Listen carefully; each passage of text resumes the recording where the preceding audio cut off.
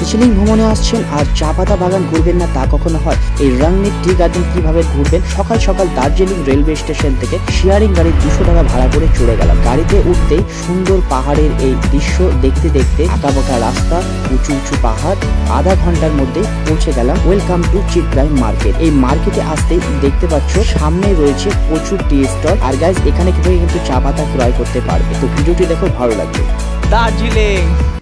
দার্জিলিং ঘুরতে এসেছি আর tea garden দেখবো না? এইদিকে কিন্তু রয়েছে সেই দার্জিলিংয়ের চায়ের বাগান, টি গার্ডেন দিস ওয়াই। এখানে প্রচুর চায়ের দোকান রয়েছে। তো গাইজ এখানে এলে পরে এই যে 17 নাম্বার আছে, এই 17 নাম্বার দিয়ে কিন্তু সোজা চলে যেতে হবে। ওয়াও, অসাধারণ ভিউ দেখতে পাচ্ছ, পুরো টি গার্ডেন এরকম ভিউ আসছে, প্রচুর লোক এসছে, পুরো চায়ের বাগান। এই জায়গাটা এলে পরে অবশ্যই ধ্যান রাখবে যে চা পাতার গাছ রয়েছে সেগুলো ছেঁড়াছেড়ি করলে পরে 500 টাকা জরিমানা রয়েছে। আর অবশ্যই ডাস্টবিন ইউজ করবে। ভাইয়া इस जगह को क्या बोलता है? इस जगह का नाम Rungneet tea valley. Rungneet tea valley. Guys শুধু চা পাতা চা পাতা, চারিদিকে চায়ের বাগান।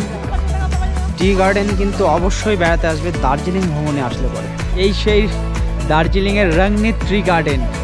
Wow, I love Darjeeling. অসাধারণ দৃশ্য। ওয়াও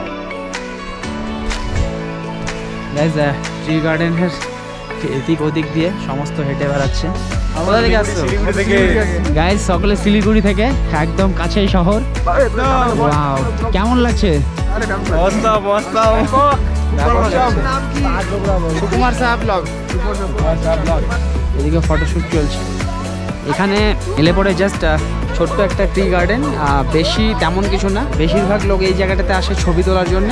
ড্রেস রয়েছে, কিছু কেনাকাটা করতে পারবে, ড্রেস তুলে ছবি টবি তুলতে পারবে, জাস্ট এটাই। এমন কিছু না যে বিশাল ঘন চা বাগান বা কিছু, নর্মালি এইরকমই। তবে জায়গাটা বেশ ভালো, এখান থেকে ভালো ভিউ দেখা যাচ্ছে। ভিডিওটা ভালো লাগলে অবশ্যই চ্যানেলটাকে সাবস্ক্রাইব করবে, আর ফেসবুক থেকে দেখলে ফেসবুক পেজটাকে অবশ্যই ফলো করে দিবে। গাইজ আবার দেখা হচ্ছে নতুন কোনো ভিডিওর সঙ্গে। ততক্ষণ ভালো থাকুন, সুস্থ থাকুন, দেখতে থাকুন সুকুমার সাহা ব্লগ। সবার সাথে সবার পাশে। Bye bye, take care.